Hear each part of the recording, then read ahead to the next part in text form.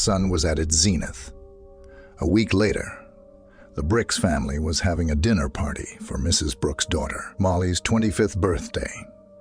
The mother of the birthday girl was going to make a holiday gift to her favorite daughter, and for it she had to go to Cambridge, and Molly stayed at home.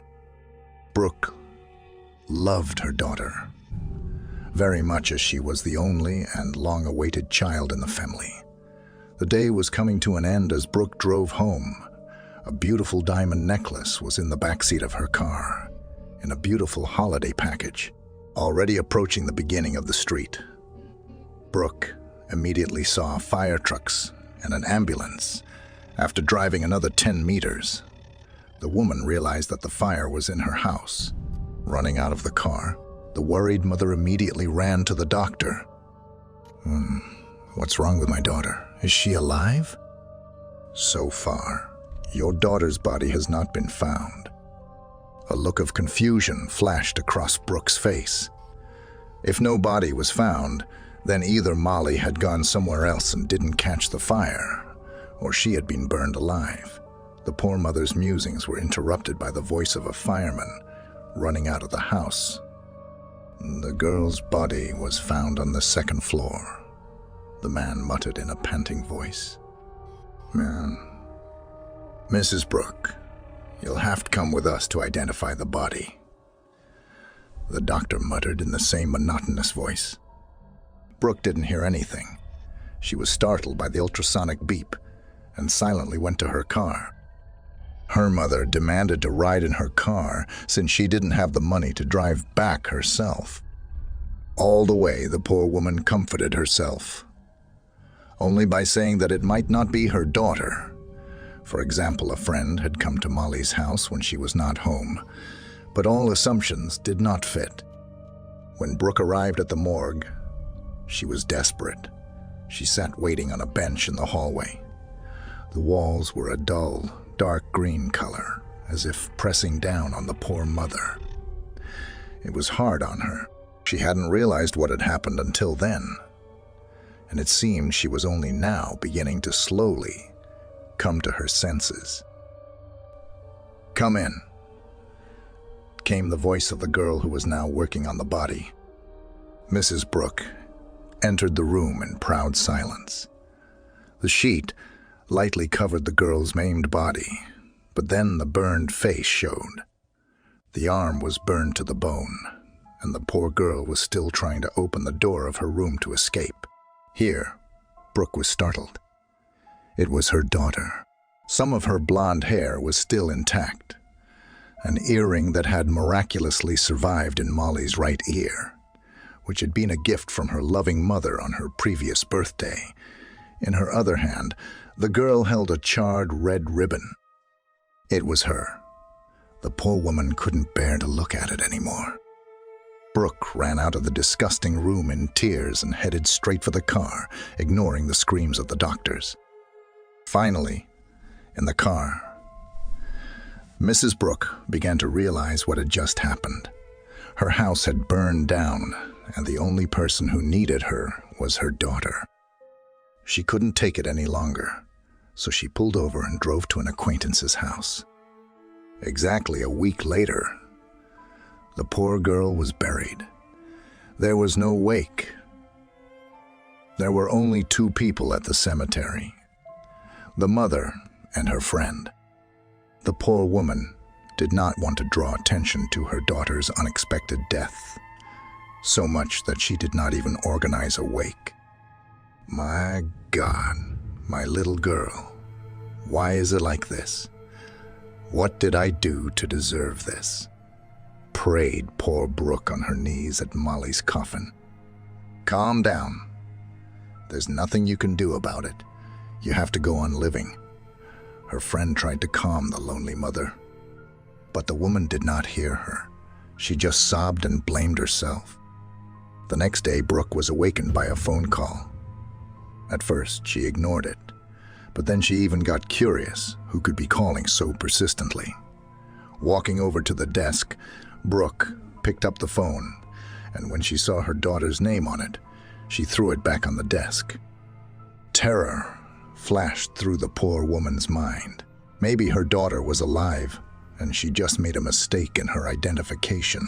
But God, it couldn't be, because the poor girl's phone had burned up with her. The mother was completely confused. She sat down on the sofa, tucked her legs under her, and looked at the phone with a hypnotizing gaze. After a couple minutes, the phone rang again, and on its screen, it read, "Molly, concerned Brooke," waited until the end of the call, and through her tears, grabbed the phone and dialed the missed call. The long beeps infuriated her mother. Finally, the phone was picked up. "Hello? Hello, daughter. It's you," the worried mother asked in a sobbing voice. "Mom, hello. It's okay. It's me. Calm down," her daughter replied in a calm voice. "What? Daughter, my beloved, where are you? What's wrong with you? Answer me." Brooke spoke very quickly, but the tears kept rolling down her face. "Mom, I'm at the cemetery. It's my birthday tomorrow. I want to spend it with you. Remember how we wanted it?" "I remember." "Wait, are you alive?" "Don't ask me any questions. Tomorrow, come to my place on my last birthday." The next day, just as Molly had said, Mrs. Brooke showed up at the cemetery. There was nothing to lose anyway, and the grave had to be marked. After sitting for about half an hour, the dead girl's mother saw a shadow, even a silhouette of the young lady. Of course, she wondered what this girl was doing near her daughter's grave. Brooke stood up and approached the girl. Shock pierced Brooke like thorns. She couldn't move from her seat once she got a glimpse of the stranger's burnt face. It was her daughter. Daughter, Joe. Shit, Molly. Thanks for coming. What's wrong with you? I'm dead. You haven't realized, Molly said in a mournful voice. Then why can I see you? Her mother asked in bewilderment. Because you want to see me. Well, now that you're here, let's go celebrate. It's my birthday, so follow me. The poor woman had no choice. Her daughter was the only thing on the planet that understood Brooke. Molly was her only comfort. And now what's left? The house had burned down with her daughter. So if she could still see her Molly's essence, maybe she should go after her. They walked for over an hour. Mrs. Brooke was beginning to run out of energy, the hem of her dress showing small drops of mud as they walked through the woods. "Mommy, wait for me here, but don't go." "Where are you going?" You can't come with me. You're alive. So wait." Exhausted, Brooke obeyed Molly without question and stayed in the woods. Brooke sat with her legs tucked under her by a tree, waiting for Molly. Her strength was running out. Finally, a familiar silhouette appeared behind the trees. "Mom, we can be together now. Come on." Her mother's black mourning dress was replaced by a snow-white one.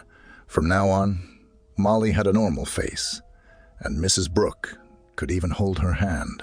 They ran carefree through the woods as they once had in the past. Brooke was happy that she was now by her daughter's side. The next day in the woods, they found Mrs. Brooke's stiff body. The doctors determined that she had died of cold.